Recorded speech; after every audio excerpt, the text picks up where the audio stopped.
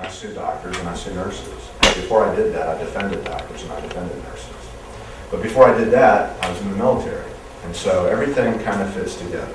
In the last 25 plus years, I've been a litigator. And I'm chairman of the statewide plaintiffs' bars medical malpractice committee. I've been active every year for the last, gosh knows how many years, in legislative efforts, lobbying in Tallahassee, and dealing with medical malpractice issues. Okay, I'm going to show you today some mistakes that have been made, and I'm going to be real candid about them. My 12-year-old daughter says this morning, "What are you doing today, Dad?" I said, "Well, I'm going to go give a speech to some nursing students." And she says, "Really? What's that? Why?" And I said, "Well, I'm going to share with them some of my experience, and maybe, if we're lucky, make them a little bit better at what they do." And my 12-year-old is pretty bright, kind of crafty. She says, "But you get paid when they make mistakes." I said, "Well, yeah." And she said, "Well, so if you're helping them not make mistakes, isn't that bad for business?" I said, "Yeah." I said, "I should probably go out and advocate texting and driving."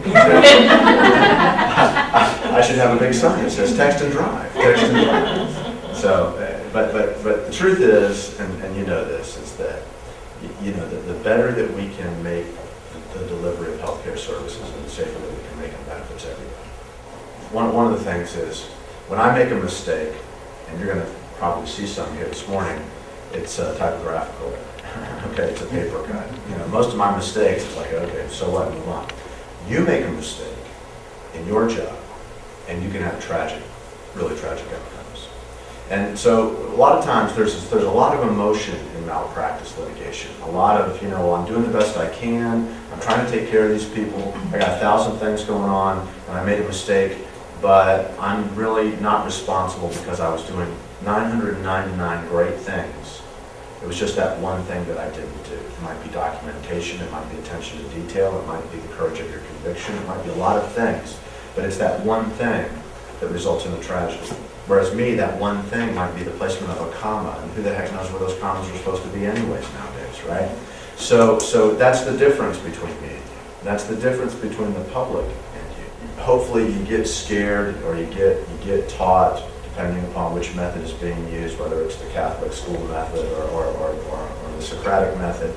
But however it gets to you, you get the message that you've got to document, right? You got to document. Maybe they still use the term "not charted, not done." I'm old enough to remember when that was being used.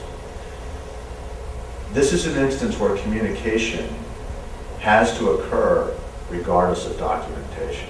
Documentation can be perfect. Snack was ordered. Blood sugar checks are being sequentially obtained.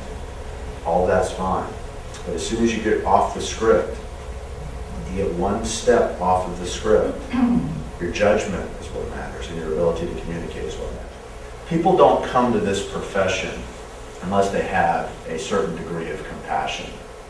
Okay? And because of that, all of you are wired with at least one piece of that wire, that bundle, is a compassionate wire. The practice of medicine is a science and an art, and the practice of nursing is the same. It's influenced by a lot of things.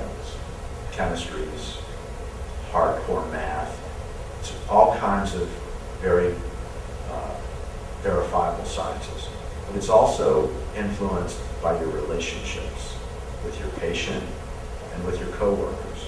There's 1,000 chances to fail, right?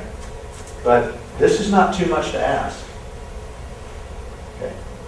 That's why you get the respect that you deserve. I will tell you that in my business, we focus group juries, potential juries. And one of the hardest categories of people to sue successfully are nurses. People love nurses. Even if they had a bad experience with one, they love all the rest of them. You've got a tremendous amount of respect, and you've earned it in your community. But the trade is, what you give in order to gain that respect is, you do all of these things. And if you don't, I'm going to sue you. It's hard to set aside whatever impressions that you form. I mean, they're instinctive almost. And you know where I was saying earlier about the nurse using her instinct about Susan Moss's X-ray. Well, what happens if your instinct says this is just a drug seeker? I mean, it's still your instinct, and if you come by it honestly, you have to use it for better or for worse. It's a sword and a shield, right? But it's a slippery slope if you apply it in a way where you're judging someone in a negative way, because the consequences can be just outrageous, right? In my business, I trust my instincts too, okay? Militarily, they saved my life, and that's not drama, that's fact. If you leave here today with anything, take with you the reality that you have to fight your preconceptions because you're a professional.